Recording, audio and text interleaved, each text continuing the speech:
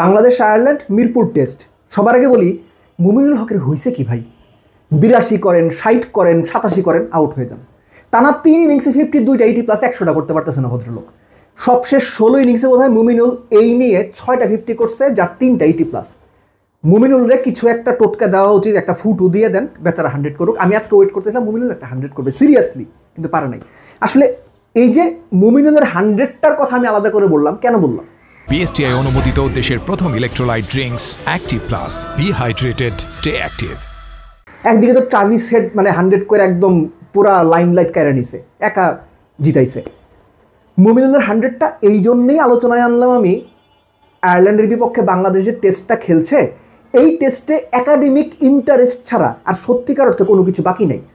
আয়ারল্যান্ডের এখনও জেতার জন্য 333 রান বাকি, এবং বাংলাদেশের এগেন্স্টে তারা 333 রান করে ম্যাচটা জিতে ফেলবে। এইটা ভাই পাগল বিশ্বাস করলে করতে পারবে, অন্য কেউ বিশ্বাস করে না। বাংলাদেশ টোটাল ডমিনেন্স বলতে যা বোঝায় ঠিক সেটাই করেছে। এবং বাংলাদেশের যে মোটোটা ছিল, যে প্ল্যানটা ছিল, যে ভাই আমরা কোনোভাবেই 4th ইনিংস ব্যাট করবো না, আয়ারল্যান্ডের ফলো অন করার দরকার নাই, আমরা ব্যাট করি। 2 ওপেনার 50 করেছে, তারপর নাজমুল হোসেন শান্ত রান করতে পারেননি। মুমিনুলের কথা বললাম, 100-এর সম্ভাবনা থাকা সত্ত্বেও করতে পারেনি। মুমিনুল আউট হওয়ার পরপরই অ্যাকচুয়ালি বাংলাদেশ 297 ইনিংস ডিক্লেয়ার করেছে।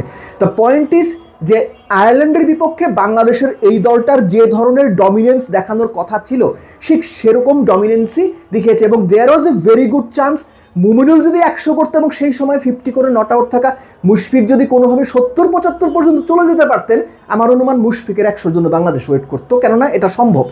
সো আয়ারল্যান্ড আসলে বাংলাদেশে এসে যে ধরনের নাকানি চুবানি খেয়ে গেছে, এটা দেখতে ভালো লেগেছে একজন বাংলাদেশের সাপোর্টার হিসেবে, কিংবা বাংলাদেশ ক্রিকেটের একজন সমর্থক হিসেবে, যে বাংলাদেশ আয়ারল্যান্ডকে যে ধরনের ডমিনেটিং পারফরমেন্স দেখিয়ে ম্যাচটা জিতবে, কিংবা যেভাবে আয়ারল্যান্ডকে কোনোরকম পাত্তা না দিয়ে ম্যাচ জিতবে, আমরা ঠিক সেটাই দেখতে পেয়েছি। এজন্য বাংলাদেশ টিমকে একটা বড় ধন্যবাদ দিতেই হয়, যদিও ম্যাচ এখনও শেষ হয়নি। বাট দেন এগেইন এর সঙ্গে আপনি কোনোভাবেই স্বস্তির নিঃশ্বাস ফেলতে পারবেন না, দারুণ কিছু হয়েছে। কেননা এই বাংলাদেশ টিমটাই বিভিন্ন সময়ে অন্য সব টিমের এগেনস্টে যখন খেলে টেস্টে, তখন আমরা বিভিন্ন সময়ে বিভিন্নভাবে বিভিন্ন কায়দায় মুখ থুবড়ে পড়ি, নাক থুবড়ে পড়ি, আমাদের চোখ মুখ গরম হয়ে যায়, আমরা কোনো কিছু করতে পারি না। সো আয়ারল্যান্ডের এগেনস্টে প্রত্যাশিত যে টেস্ট সিরিজটা হওয়ার কথা ছিল, বাংলাদেশ এক্স্যাক্টলি ঠিক সেই পেসেই টেস্ট সিরিজটা গো থ্রু করছে। এবং হোপফুলি আপনার রবিবার দিন মোটামুটি ধরে নিতে পারেন আপনি যে ফার্স্ট আওয়ারেই বা ফার্স্ট সেশনেই হয়তো খেলাটা শেষ হয়ে যেতে পারে। যদি না অবিশ্বাস্য কোনো কিছু হয়, আমরা ওয়েট করব তাইজুল কত উইকেট নিয়ে দিনটা শেষ করেন, তার নামের পাশে 10 উইকেট শেষ পর্যন্ত থাকে কিনা।